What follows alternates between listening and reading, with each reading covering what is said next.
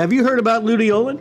Well, it's a flavonoid on the rise, and you'll learn more about it on today's episode of Real Wellness, along with immune system saboteurs and the sweet truth about fructose.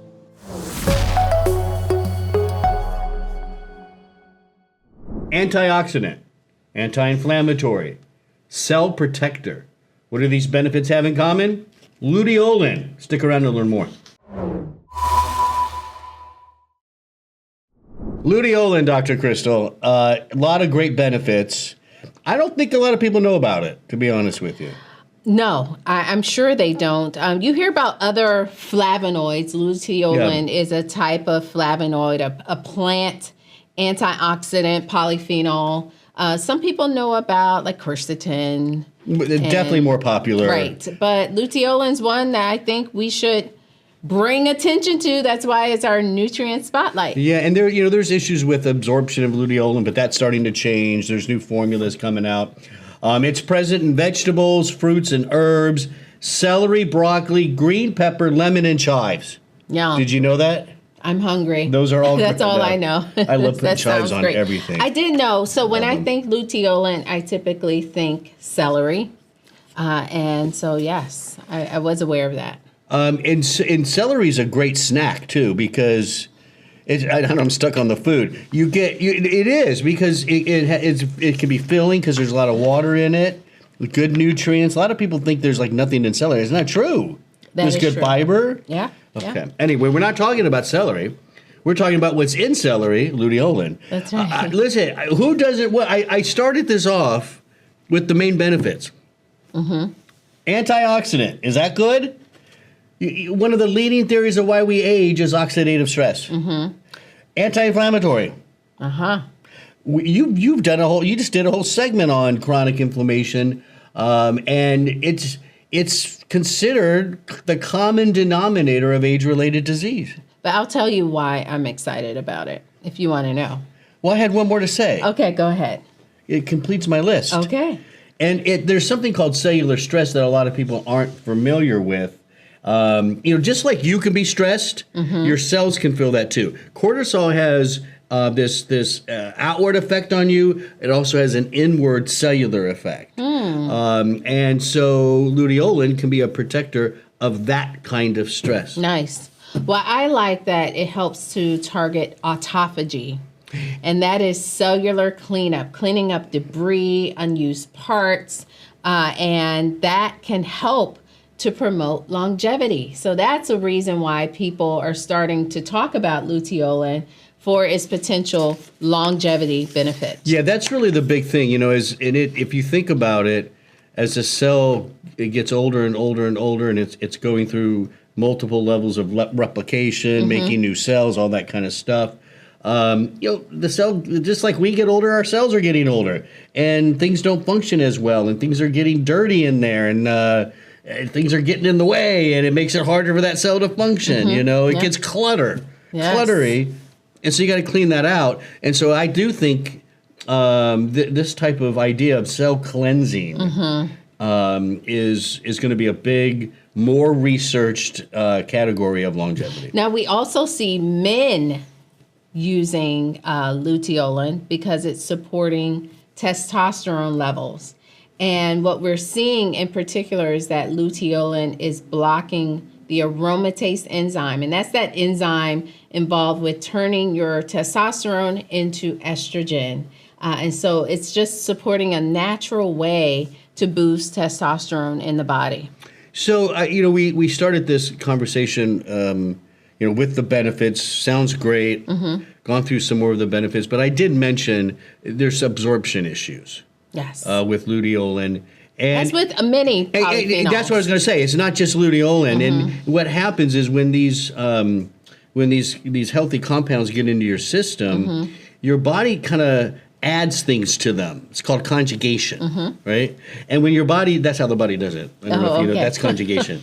And when you do that, when the body does that, it makes it hard for these nutrients to absorb into your bloodstream.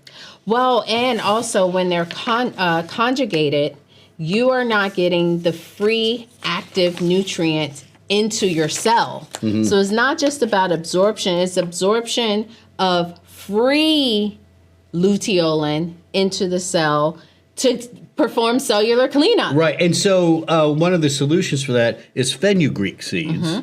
To keep it as simple as we can, right? Because we don't want to go into all the detail of it.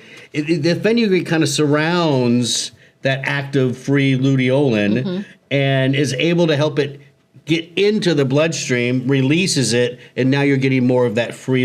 So it's like a little protection bubble. And we do have research that just kind of compared regular or unformulated luteolin with luteolin with that protective fenugreek glucomannan, and the researchers drew blood at 1, 2, 3, 5, 7, 12, and 24 hours later, looking at evaluating the plasma levels they're following of luteolin. And the luteolin with that kind of protection had greater bioavailability, up to 10 times greater free luteolin compared with the free luteolin in the unformulated version. So we do know this protective mechanism is increasing the absorption. Real quick, you mentioned that men like it because of the testosterone thing.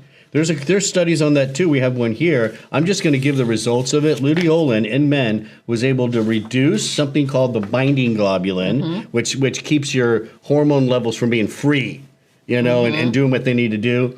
Increased testosterone, decreased estradiol, increased DHEA.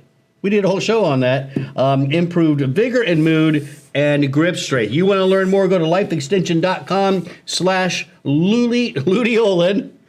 I'll do that again. lifeextension.com/luteolin. And coming up next, immune saboteurs. A well-functioning immune system is something most of us take for granted until we fall victim to the latest strain of cold or flu. Silent saboteurs may be wreaking havoc on our immune function without us even knowing it. Are you unintentionally weakening your immune system? Common bad habits may be negatively impacting what should be a strong and healthy immune system. For instance, sleep. This is necessary for healthy immune function. If you're not getting enough, there's going to be problems. It increases our susceptibility to conditions ranging from the common cold to premature death.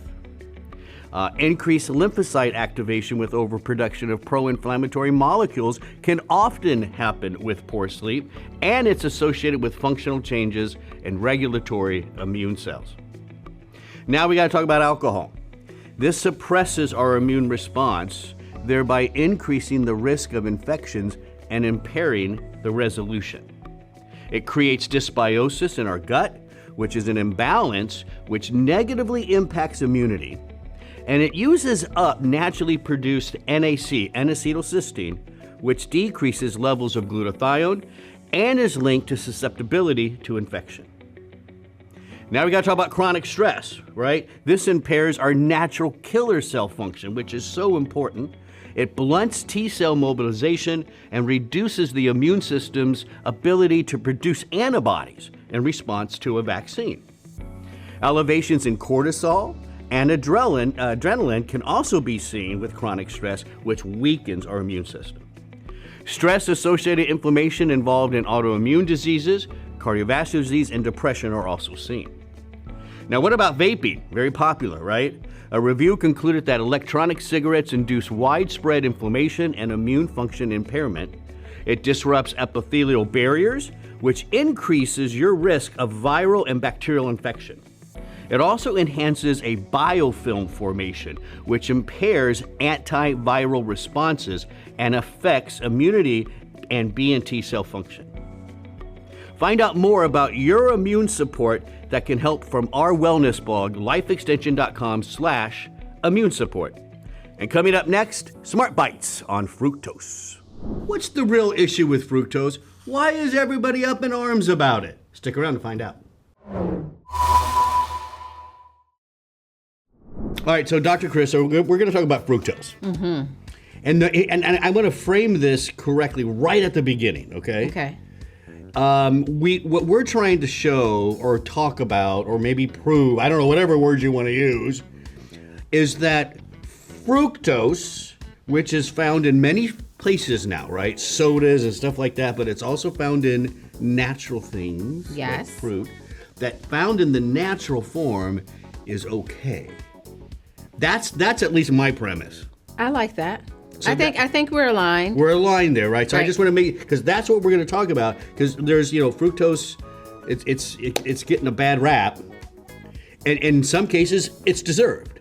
Right. Well, because it's the primary ingredient in cakes, drinks, high fructose corn syrup, yep. even your wheat bread. You go to look at the ingredients for wheat bread in the stores. High fructose Yep. corn syrup is the second ingredient And that in your bread. that is made up of 55% fructose and 45% glucose. Now, so another natural question, right, might be for some people, even for me. Why? Okay, who cares? Like, why are we so worried about the fructose, and what about the glucose? Why is fructose kind of taking the spotlight? Well, we know that fructose is metabolized differently than glucose. Right. Okay. Fructose goes into the body straight to the liver, where it's turned into fat. So now you think about issues like fatty liver disease. Right. Exactly. And belly fat or visceral fat accumulation, which then puts you down the path toward metabolic syndrome. Yeah, and that's different from glucose, which actually gets spread out throughout the body and is being utilized by a lot of different cells, right? Mm-hmm. Not just all concentrated in the liver. Right. So that's the real issue with fructose, is how it's metabolized. Yep. And high fructose corn syrup is a good dose of fructose into your Well, system. let's be clear though, because, and this is an argument that we need to kind of clear up. Sugar, just regular sugar, table sugar, the pure cane sugar, and sugar that's in your fruit is fructose and glucose as well. Yeah. Yep. So you are receiving fructose. For example, common table sugar is 50% glucose, 50% fructose. Yeah. And so when we look at high fructose corn syrup, some people are saying, well, the percentage is not that different than what you would find in common old table sugar. I think what's happened is it's just become so ubiquitous. I think it's that. In so many products that you don't realize. You have a little bit of a soda, you have a little bit of some spaghetti sauce, you have a little piece of wheat, like you mentioned, wheat bread, and all of a sudden you've got a decent dose of fructose. Right, or ketchup, condiments, All of that. barbecue sauce. Yeah. But I think the other piece, which I think brings us to our fruit, is how that sugar is being delivered. Right. Right? So when we look at fructose from fruit, some key differences. One, there are components in that fruit that slow the absorption of that fructose to prevent blood sugar spikes. And Right? you're talking about, I'm eating, sorry. You turned to me, I'm eating. We're talking about polyphenols, fibers. There's the whole fruit comes with so much other stuff. Right. That limits how rapid fructose is getting into you and all that kind of stuff. Absolutely. So, and then you find that the fiber that you find in fruit causes the release of hormones that signals fullness. Yep. Right? So now you're going to consume less with that meal. Again, not as concentrated as high fructose corn syrup. And the chewed fruit arrives in the stomach slower than these sweetened beverages. But I think this last bullet, Dr. Mike, that's the big one. Go ahead and tell them. This kind of brings home the whole thing, right? Commonly, I'm chewing on the blueberry a little bit. Commonly eaten fruits contain anywhere from less than 1 to about 8 grams of fructose per 3.5 ounces of fresh fruit. Okay, so that's 1 to 8. Hold on to that number. 1 to 8. While a typical 20-ounce bottle of high fructose corn syrup sweetened beverage is around 27 to 43 grams. Right. So it's the concentration of the sugar as well that you would receive from fruit versus beverages. Dr. Crystal, should we stop eating fruit? No. No. And here's a study to prove it with blueberries. A 4-week randomized control trial of blueberry supplementation was conducted in 32 obese, insulin-resistant adults. They did not have diabetes.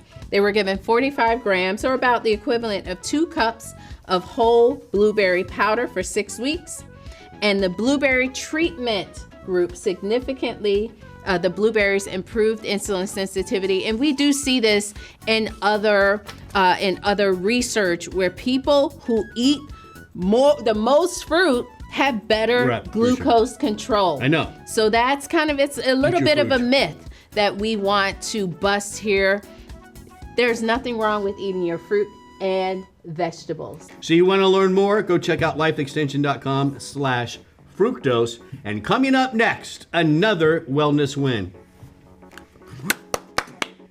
Thanks for watching. Don't forget to like, subscribe, and hit the bell to get notified every time we post a new video. Real Wellness is brought to you by Life Extension. You can get $10 off $50 or more, plus free shipping at lifeextension.com. Use the discount code WELLNESS. All right, let's take a look at this week's wellness win. Hi, my name is Jacob, and my wellness win is I try to go to the gym 5 to 6 times a week. It improves my mental health, alleviates stress, and it just makes me feel good about myself. Whoa! 5 to 6 times a week. Jacob! That's Gosh! Well, that's great. So Fantastic. 1 day off? Woo! Sometimes 2 days off. Yeah. What about well, the official, isn't it at least 3 to 4 days a week or something, right? Well, that's more of just the cardiovascular physical activity. But, one thing that stands out about this, Dr. Mike, is you take 1 or 2 days off, and sometimes it's just that will get you out of the habit. Yeah, habits. The 2 days off can become 2 years. Right, exactly. Life gets in the way. So oftentimes it's best just to kind of be consistent. That's good. That's a good point. Jacob's doing it. So great job. Hey, that could be you right there. If you have a wellness win, you can send it to wellnesswin@lifeextension.com. Thanks for watching. We'll see you next week.